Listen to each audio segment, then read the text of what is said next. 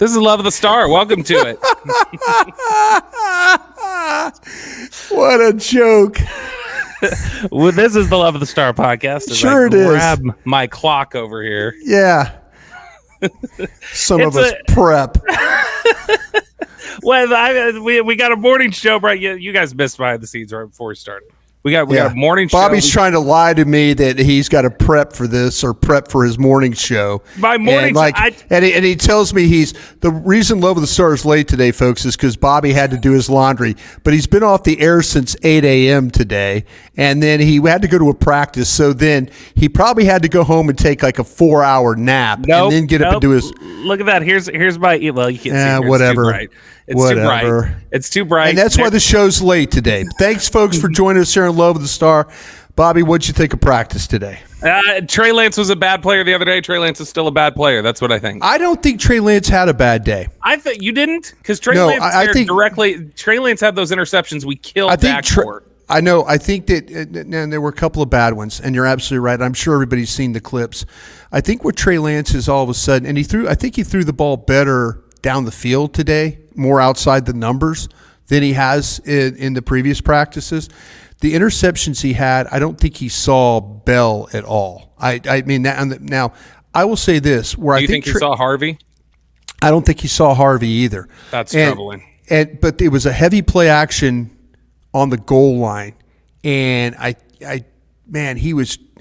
just feel like that he was trying to get the ball that, like Crooms was running behind, and I think that Crooms was very upset that ball didn't get to him. Yeah, well, I mean, Bell was standing right there, but to get back to Trey Lance, I felt like he threw the ball better today.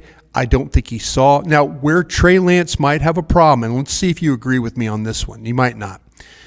But I feel like that they've had several red zone opportunities where the other day it was a clock running out, no time left, snap the ball, defenders plastering receivers, and then he tries to run, he gets stopped short, ball game.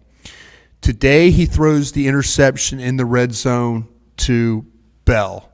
Yep. Bad read. Didn't see. Very pissed off Brian Schottenheimer took him out after that, by the way. And then they get down to 2 minutes. They drive the ball all the way down the field. He throws a fade that's incomplete. They come back on a last play, 6 seconds. The one thing you can't do is you can't hold the ball. You've got to either throw it away and fight for another play, or you've got to find a way to make that play. And he held the ball for all 6 seconds, then threw it away. Clock ran out on him. Are we seeing a red zone problem with Trey Lance? I don't know, because he didn't see Willie Harvey in the middle of the field. That was just 7-on-7 stuff. That was middle of the field. You've got, I mean, that was between the 40s, I think, when he had that issue where he didn't see Willie Harvey. I think there are other issues where we still are seeing him not throw completely accurate. I thought it was better. I thought it was better. But see, you're right. The stuff that's outside the numbers to the sidelines has been a problem. I was sold by evaluators and the NFL and the entire conversation. I think we all were sold whatever we could know about Trey Lance, but we were sold the idea of Trey Lance has an elite NFL arm. And Trey Lance has not one time looked at here. I've not watched him out here practicing and gone, that's a guy with ridiculous arm talent. Not one time. Yeah, I'm just. If the traits aren't elite, what am I holding on to? Yeah, you're not wrong. The thing about it bothers me when the ball sails on him, and it tends to happen. And what they've got to find a way to do is dial him back. I do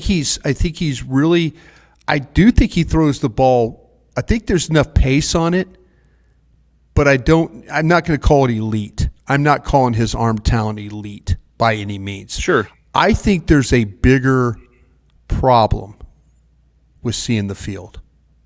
That's where I'm at with this. That's if you're going to say, Brian, tell me something about Trey Lance that you've learned through 5 practices.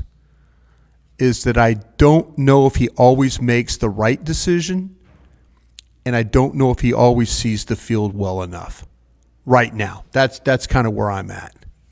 Yeah, and I think, the mechanics are better than I was anticipating they would be. What's troubling to me is, like, I don't see a guy who's more talented throwing the football naturally than Dak Prescott. And we've never raved about Dak Prescott having elite arm talent. That he's solid, or he's, that's fair. That's fair. And so to me, it's like I was expecting all traits and raw, and it's been more polished than I thought, and yet it just does not see the field and is not a tremendous arm talent.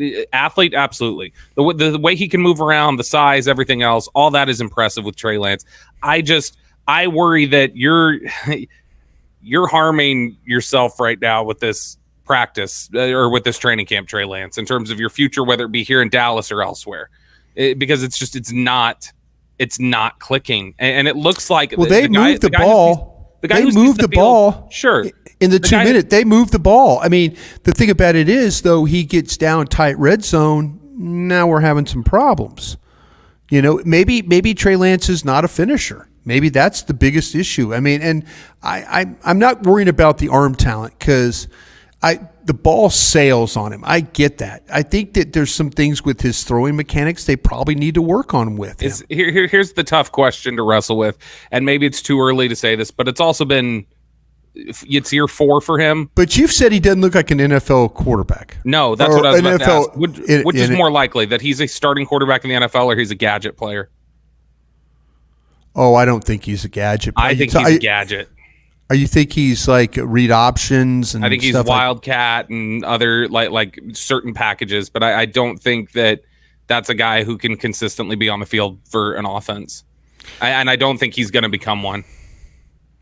And this has zero to do with Dak Prescott. I know. And everybody's going to grill you because you're a Dak Prescott guy. Mm-hmm. At least you admit it. Yeah, I'm a big Dak Prescott guy. I think this goes back to something, Bobby, and you've said this on this show. I think this goes back to Trey Lance not having a lot of experience. Yeah. I think this goes back to, you've said it about 500 snaps in college and high school and NFL. 500 attempts since middle school. Yeah. I don't know how they got the stats for middle school, but I'm impressed. No, it's that he hasn't played. He didn't play quarterback in high school. Yeah. We got his college stats. We've got his pro stats. So it's 500 attempts since he's been in 8th grade. I think there's some things to like about his game. I just don't know how NFL ready he really is. That might be, maybe he's no different than any one of these other guys that we're seeing come in the league, the Mitch Trubisky's or any of those those kinds of guys. Wasn't sitting though behind guys and being in the classroom wasn't for years that was the way to get NFL ready. I think with him, like that's what Rodgers did. Rodgers became NFL I ready know, but Rodgers, if you watched him at Cal, the way he threw the ball a ton. I don't know. To me, I think if I'm the Cowboys, I know what I have with Cooper Rush. I'm going to give him every rep. I'm just going to do it. I've got to figure this out. And I don't know, like I tried to ask Will McClay when we interviewed him on 105.3 The Fan the other day. I tried to ask him, can you walk us through a day of Trey Lance when we didn't get to see him practice? Because I was thinking like these NFL teams have 20 coaches, and the coaches, the assistants to the assistants could take him through. Like, Scott Tolzien could take him out there without the coordinators and all that and get practice squad receivers and have stimulated practices. I will say the awful line, I will not attribute it to somebody, but somebody in the media did turn to me today and said, I think Scott Tolzien is this team's 3rd best quarterback. Somebody told me that today. It's mean, but it's funny. That's a representation of the way he's practiced. I will say this. the athletic ability, the escapability, very impressive. Very impressive. I think there's mechanical things that he is going to need work on. And the ball, like I said, I think the ball sails on him at times. I think he did throw it better today than he has. But he just did not see. Now, let's be honest. There's been some times where Dak, hasn't always seen drop linebacker, drop safety sitting in the middle of the field. Let's be honest. That does happen to quarterbacks. Mm-hmm. But it's the play that Dak throws the most consistently that is the most troubling. Yeah, but it can't happen. It can't happen to Trey Lance because he's competing for that backup job. Well, and Dak I thought Dak was fantastic today overall. But the other thing was Dak still had an interception today where Israel Mukuamu mugged Jalen Tolbert. Tolbert could do nothing to get open. Dak throws the ball and it's picked right off. Now in those drills, that's also meant for you're supposed to throw it regardless of if it's covered or not. Like they're trying to get those reps in. But man, let's pivot for a second because I know we've spent a ton of time on Trey Lance. That's the next name that I want to throw out to. Brian, I'm ready to be hurt by Israel Mukuamu again. I'm watching him out here at these practices, and it's every year in Oxnard I fall in love with this guy. And I think that he can be an NFL player consistently out there. And I think he can play corner. I know they stuck him at safety. I think he can play corner. And I'm falling for the Israel Mukuamu Oxnard season again. Yeah, I did see, and I was focused. I walked down. I was watching young guy one-on-one offensive and defensive lines today. I was watching Justin Rogers and BB and those guys go at it. So BB's still struggling with some snaps. I heard that Mukuamu made some plays in the one-on-ones, or was it in the 7-on-7? One-on-ones, impress man. Okay, one-on-one stuff. And then he gave up a touchdown to Tolbert on a red zone series. Like he's getting some corner reps in one-on-ones, and he's playing safety primarily in the team stuff. Yeah, I think that he was down. I think he was complaining. I want to say he was complaining. I forgot who it was. It was the other safety. It might have been Redwine that somebody he was yelling at. There was some chirping. Hooker and Lewis got into it at one point, talking about responsibilities. You say Dak was throwing the ball well, and I think he did. I think you're right about that. But man, I was kind of impressed with what Jordan Lewis did today. What I saw with Wilson, the safeties. I was kind guys of that stood out to me today: Jordan Lewis, Kalen Carson, Israel Mukuamu, Deron Bland. Yeah, and with Carson, his situation too. He had Tolbert run behind him one time, and Al Harris was like, "Hey, you gotta play square. You can't turn." And Carson was like, "I think I was square." And he's like, "No, you weren't. You got to be square." But it's nice to see. It's nice to see competitive with the secondary the way they are. Yeah, CeeDee Lamb isn't out there, but man, how many different receivers made plays today? This is the training camp of Racey McMath and Tyron Billy Johnson so far. And David Durden and people I'm sure right now are listening to you and I, and they're going, well, damn guys, that's not any good if guys that are 4th, 5th, 6th wide receivers are. But no, these guys are actually making some plays. They're running routes, they're getting open, and when given the opportunity, that Durden route across the back of the end zone, Dak found him. He just ran away. He separated. It was a good route. It's not a bum receiver, catching a ball, but I've seen some really good competitive periods.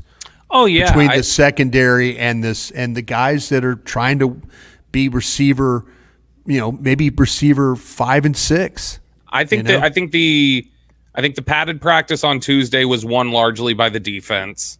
And I think today the offense had... What did you think in the 2-point play? I had it 4-1.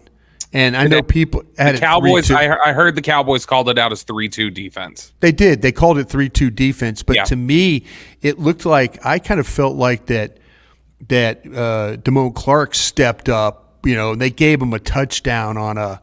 I don't know. I think the whistle would have probably blown right there, but they gave him Damone Clark. I thought Damone Clark played well today. I'm not saying that because he's an LSU kid, but man, Damone Clark's had a good camp. Damone Clark, and then you got Luafau is standing next to him, kind of telling him what to do, And they ran like a couple plays to the outside, that crack toss or the toss where they go to the outside.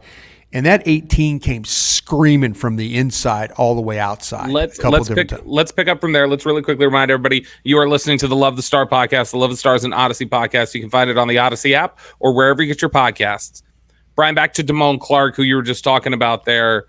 And specifically, you mentioned Leofau talking to him and kind of being in his ear a little bit. That has been a big thing, I think, for us, where we're like, when we look at Clark, we see all of the traits and we just wonder sometimes, is he in the right position? Is he seeing it the right way? He's needed a Leighton Vander Esch or somebody, kind of in his ear telling him, hey, you need to be here, or hey, watch for this. And so if Leofau can be that, Kendricks can be that, Overshown can be that. I mean, you're talking about that right there alone will help Damone Clark play better, especially in a scheme like Mike Zimmer's, which is, I think, pretty complex. They're going to have to do some things, I think, to make it a little more, hey, when you see this, just go. Kind of simplify some of his keys a little bit. Yeah, there was a couple of times where, I remember that the first 9-on-7 period, which was a run period today, which by the way, I appreciate what Mike McCarthy is trying to do with his team, and I think he's trying to make them a little tougher. He goes mojo moment. He goes 2-point right off the jump, physical down there. Then they go to the 9-on-7 run period, a little bit more of a physical thing there as well.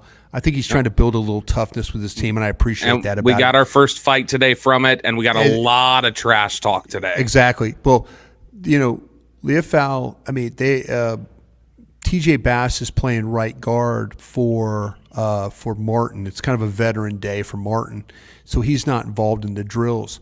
And so, or the teamwork stuff. And Leofau just completely beat TJ Bass. And I kind of feel like TJ Bass is kind of a potential starting type of guard. Mm-hmm. And to have him, like the ball comes to the right, Bass gets beat by Leofau, tackle for loss, tag off, that kind of thing. I mean, yeah, give me all that. Yeah, I mean, I don't want to see Bass get beat, which happened to him a couple of different times, but I do want to see Leofau and others. I'll tell you what, Justin Rogers today. I was down there watching young guy one-on-one pass rush drill, and Justin Rogers has kind of figured out, like, hey, if you rush these NFL offensive linemen down the middle, they will kill you. They will stop you. They will stone you. And so, yeah, I was impressed by, arm over, kind of knock the hands away, get upfield, play double team blocks. The kid did a really nice job of, like I say, I was watching the young guys with, BB, everybody down there, Guyton, all those guys getting work. And it was, that was a good day for me. Let's talk about the day Tyler Guyton had on Tuesday at the padded practice, where he went viral for really good reps against Micah Parsons. And look, that was an early part of that practice. It looked like he was going to have a bad day. He had 3 straight clap plays where he's clapping his hands together after a play, where he's got a read wrong, and he was getting second team reps. And it was like, man, this might not be a great opening practice for him. Then Chuma Edoga gets a little banged up. You get Tyler Guyton in there with the first team, and all of a sudden it just clicks. Well, all of a sudden, too, Awesome Richards. Remember, they threw Awesome Richards in there to try and kind of like stem the tide, and then Micah Parsons just ran right by Awesome Richards. And then the next thing you know, it's like, okay, Guyton, get in there. So Guyton stepped up and played really well. Now, here's the thing. Were you surprised that after the practice he had yesterday, where he was kind of the star of the padded practice, I feel like it was Edoga back out there with the first team today? You know what? And Edoga is struggling with lower back tightness, I believe. I saw him getting some work on his back during practice, and he's got a patch on the right side of his back. So he's dealing with, I thought it was either low back or hip that he was dealing with, but that's what got Guyton onto the field. But Edoga was out there practicing, but he was struggling a little bit, kind of fighting through some things. Give him a little credit for that. But yeah, I was thinking there was no reason now after yesterday to practice Edoga with the ones.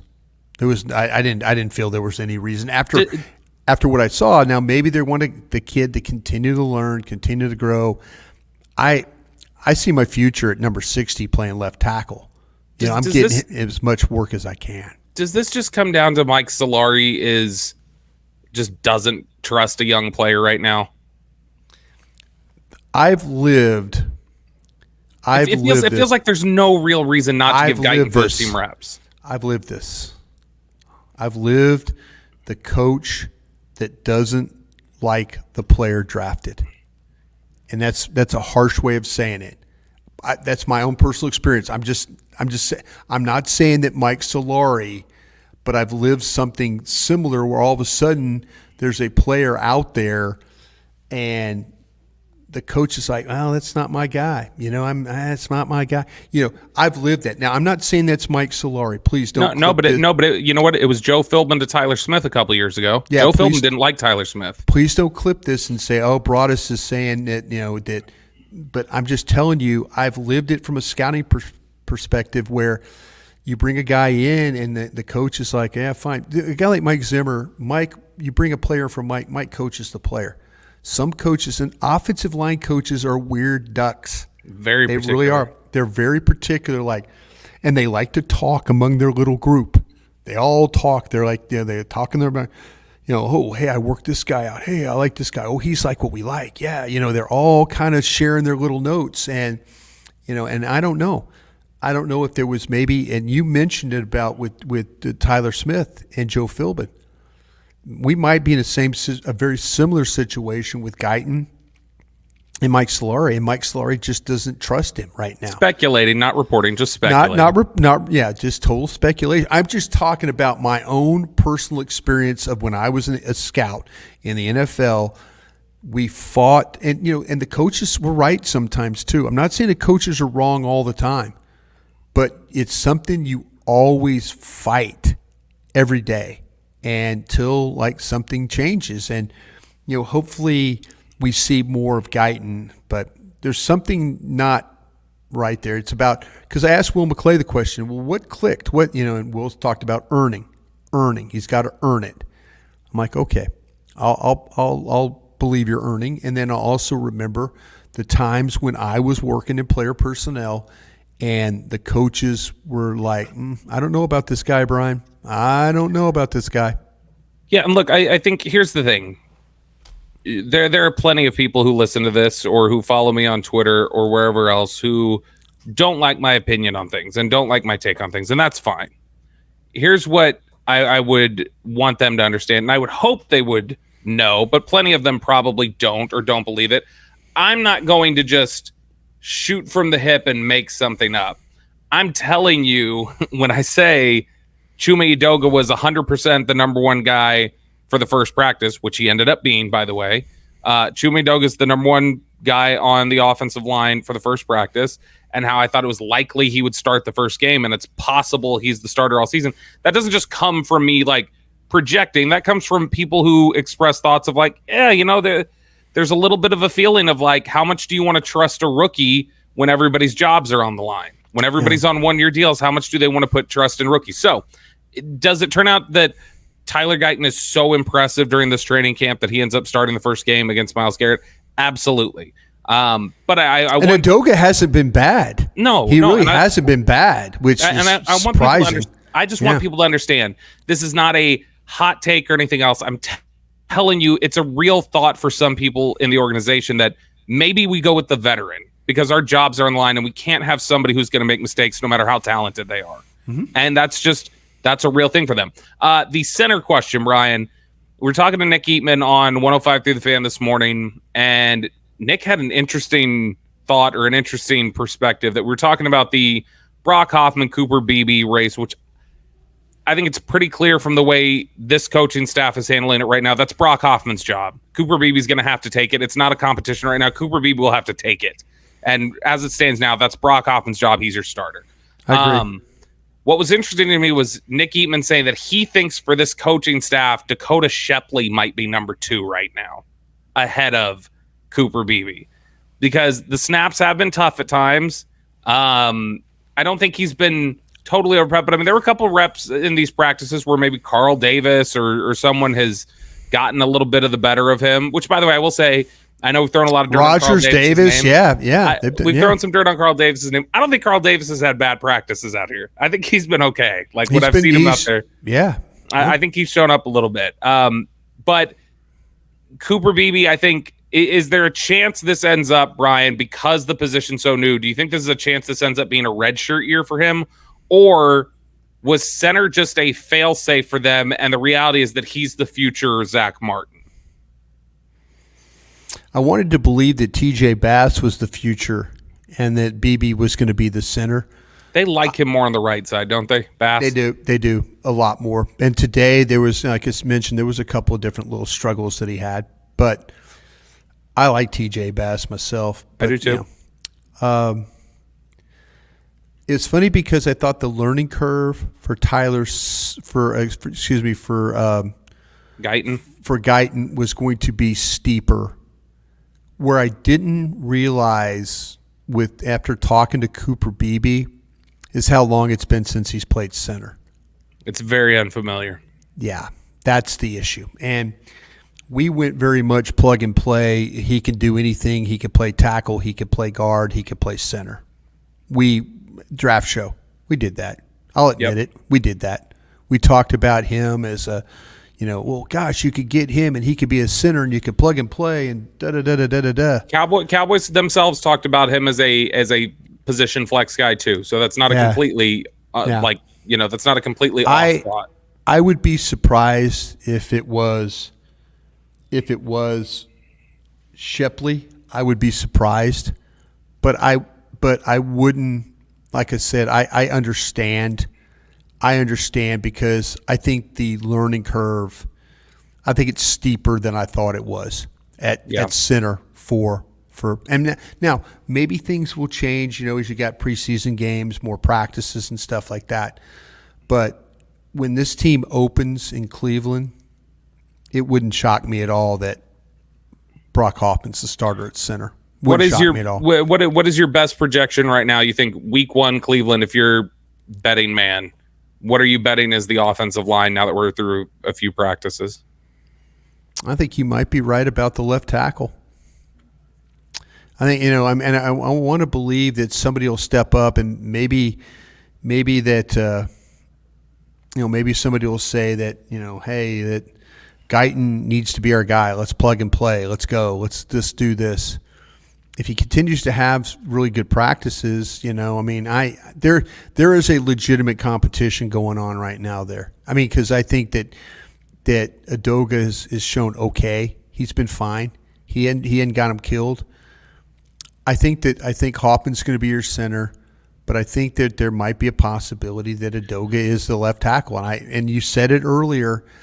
I don't want to believe it, but unless, like I say, if we get to after the Rams scrimmage, the first preseason game, there might be a time where all of a sudden they say, okay, now it's time to put Tyler Guyton after the first preseason game at left tackle and let's go.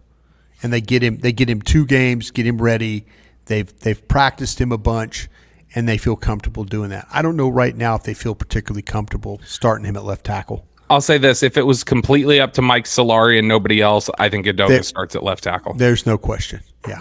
So I think that's something for people to consider. Really quickly before we get to the mailbag, Brian, I'm just going to give you an opportunity here.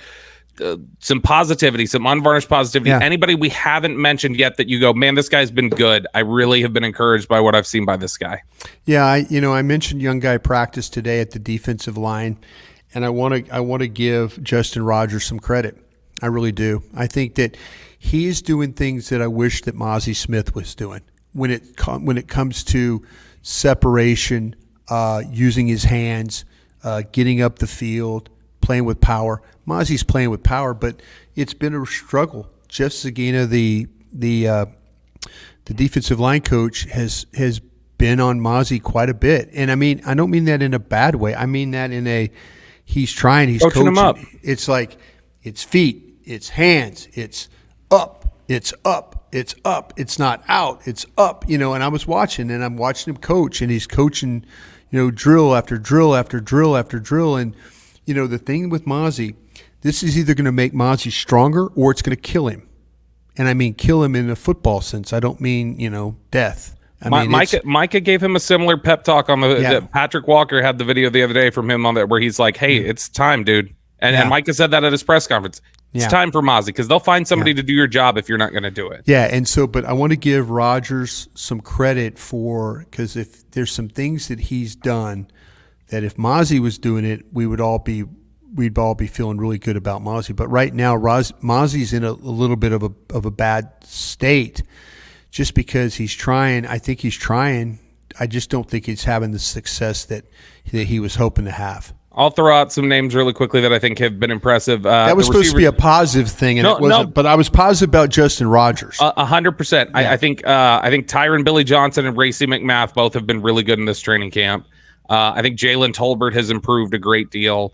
Princeton Fant as a blocker is really good in some of these practices. He is that's a guy who might make this roster because he's consistently. That's somebody who I don't know if I noticed that last year or if I can remember it at Tennessee. He looks incredibly improved in the blocking aspect. He did a really good job in the trenches and some of the down blocks and different things that he was asked to do. But he was really good out there doing some tandem stuff. Princeton Fant stands out, I think, as somebody who's done some impressive stuff. I know Awesome Richards has gotten some really positive reviews. Todd Archer's liked what he's done. I think he's been improved. I think he looks better. Like I said, Israel Mukuamu, Wanye Thomas continues to show up. Josh Butler actually been getting some work at corner too. Yeah, 31. Yeah, I think Willie Harvey has done well in these practices. Amazing. And so you start looking down this list. I do think that Nathaniel Pete, who you mentioned, I think some of that has popped at times. Mm-hmm. I did finally start to notice Royce Freeman the last couple practices. And so, I think those are some of the names that have stood out. Let me ask you a question, though, Bobby. Mm-hmm. Is Turpin the best running back on this team? Man, he's getting work back there. And you mentioned it's funny. It's funny how he's getting work. It's funny how just explosive if you had a guy that was that explosive, always carrying the ball, that maybe you could have some, But man, Turpin's got a chance to be a big X factor. I'll tell you, as a receiver, a runner, and a return guy. Turpin getting a ton of work, and Hunter Lipke. They've got a plan for Hunter Lipke. They do like Lipke. So when you start to pencil in your running backs, you're probably going to pencil in Zeke, and then put Hunter Lipke in there, and then whoever else you want to add from that. But I don't know if necessarily the third or fourth back is on this team. I have a feeling they're going to keep Zeke. I have a feeling they're going to keep Hunter Lipke, and let's see what happens everything else. You are listening to the Love the Star podcast. The Love the Star is an Audacy podcast. You can find it on the Audacy app or wherever you get your podcasts. All right, Brian, it's time for our Dean Julia Love the Star mailbag. It's where we turn things over to our dear, sweet listeners, get their thoughts, their comments, their questions, talk about the things that they'd like to get about. We're going to kick things off here with Stacy. And Stacy wants to know, now that we're going to do a couple practices, some possible surprise roster cuts. Well, yeah, great question, Stacy. Thank you. I was kind of thinking, I was kind of looking at that group of the Mukuamu, Nashawn Wright, all those guys that have been here for like 3-4 years already. Nashawn Wright, I thought, has practiced well, by the way. Nashawn Wright, but that's when I came into camp, I was thinking it was going to be. I'll say this: I really haven't seen anything yet from Fehoko. And I've Junior been watching. Fehoko was one that popped into my head. I've watched him on Young Guy one-on-one stuff today, and it wasn't what when he can be explosive and get the corner, he's got a shot, but there'll be times he gets caught up on blocks, and I think that's a little bit of a problem for me when I'm looking at him. I think that I'm thinking about these offensive guys. I haven't let's go Ball. Yeah, let's go Ball. We mentioned Peyton Hendershot, but he's actually made he's made a couple of catches. So I kind of came into the camp thinking that maybe that he would be in a little bit of trouble right now. What's surprising to me a little bit? John Stevens dropped a couple of balls. Yeah, John Stevens has cooled off from his first couple days of practice. Yeah, he's been better. Which we've talked about when the pads come on, that can be things can change on you a little bit, and things can start being different. You know what I would say, and not to throw dirt. but I'm just telling you, I'm not saying he's going to be the surprise cut. I'm just saying if his name were not his name and the capital that had been used on him had not been used on him, I don't think Trey Lance is on this football team. I just don't. I'll let you go to the next question. You're gonna. I'll also say this: Mozzie Smith. Next year is going to be Mozzie Smith on the bubble if things don't improve. I hope for Mozzie's sake mentally, it's been really, really tough because that line coach is a hard ass. He is. It's like this is what's troubling to me right now. It's good, but he's good. It looks like guys are responding to it. They're responding to this coach. They like that toughness about the guy. But here's the troubling thing for Mozzie Smith, and I've hesitated to invoke this. It is a less moody version of Tristan Hill so far. That's who he's looked like. Yeah. It's the same sort of confidence issues and the same sort of troubles. That's fair. And that's a troubling thing. All right, next question here from Mike. What kind of drop-off is realistic in the turnover category for the defense under Mike Zimmer's scheme when you still have two ball hawks at corner? Didn't we bring this up? Because I've talked on several platforms about this because Zimmer. We've talked about it will be a drop-off. How much of one? Yeah, that's what I'm saying. Even Mike Zimmer's kind of, but they've got a couple of interceptions. Seems like every practice they've gotten an interception, right? To me. Mike even mentioned about it. He's Mike's not into gambling. Mike is into being very sound. Mike is all about playing two safeties and playing your corners at depth and getting your linebackers in space. I will say this though, we might see linebackers get interceptions more than corners. I say that because we haven't had one of those since Sean Lee. Remember how Sean Lee always used to kind of have a feel for how to play in space? Him and Bruce Carter. Yeah, exactly. Those are the things that I kind of think about.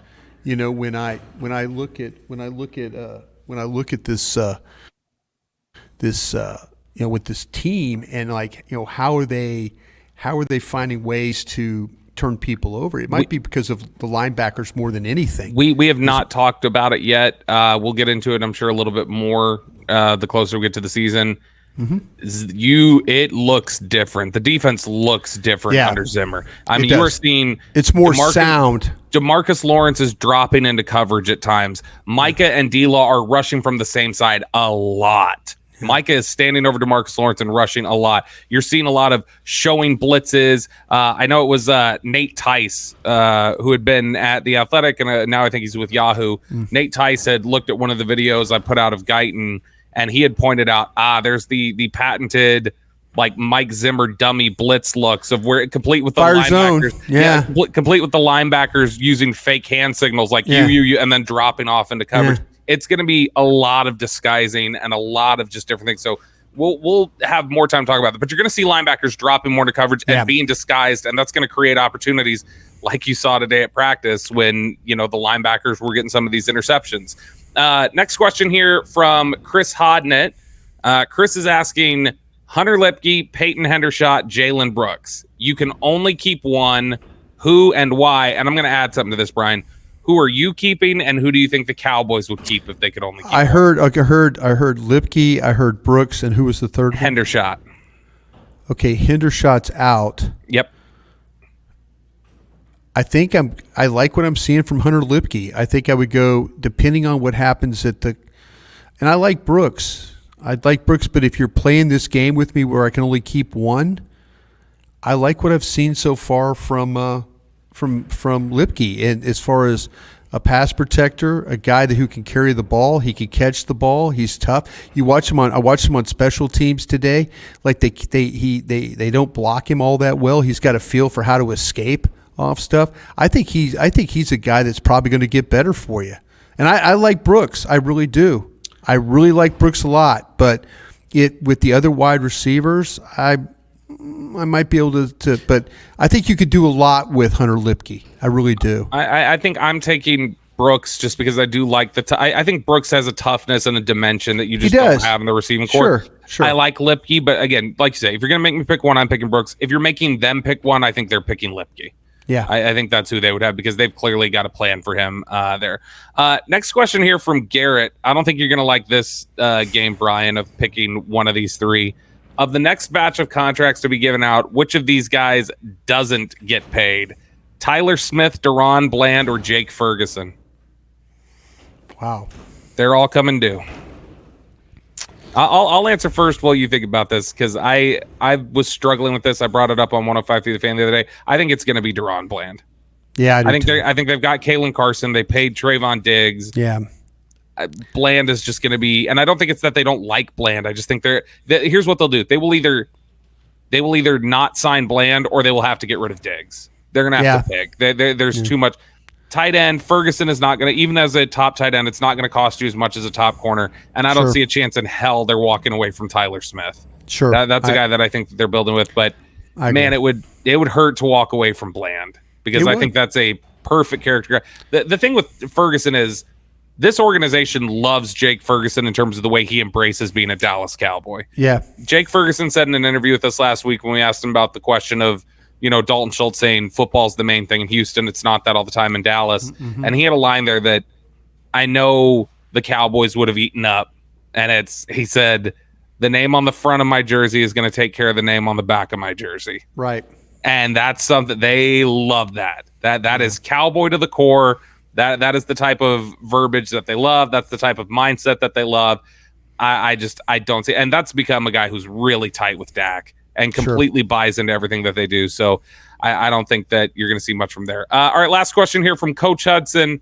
He says, reports on Zeke have been quiet or underwhelming. Are the other running backs taking over, or is the running rep back room that unimpressive? Brian, I'll be honest. I don't think Zeke's looked terrible out here. It's just it looks like Zeke. That's kind of what it looks like to me. It looks just kind of standard, but I would say it probably tends more to the side of the running back room's just unimpressive. Yeah, I think the room as a whole, when I start to talk about that Turpin looks like the guy with the most juice carrying the ball, Dowdle has looked good at times as well. Mm-hmm. But I think that with Zeke, I think they're just trying to manage him the best they can, because they know it's going to be a long year. But the room as a whole has been pretty unimpressive. With, like I said, Hunter Lipke, I think, has been fine. Dowdle has been fine at times. But handing the ball to Turpin has been their best options. That does it for us here today on the Love the Star podcast. Thank you so much for joining us. And thank you, as always, to our great partners at Chill Boys. Wearing them right now. I am too. Check them out at chillboys.com. Promo code STAR to get 15% off your order. We are always grateful to the great folks at Chill Boys. So check them out over there. For Brian Broaddus, I'm Bobby Belt. We will talk to you guys again later. Hey, thanks for watching. If you enjoyed this video, please don't forget to give it a thumbs up and subscribe to our channel for more content like this. If you want to see more of our videos, be sure to check out our playlist and let us know what you think in the comments below. Also, don't forget to follow us on social media to stay up to date on our latest updates. Links are in the description. Thanks again for watching, and we'll see you in the next video.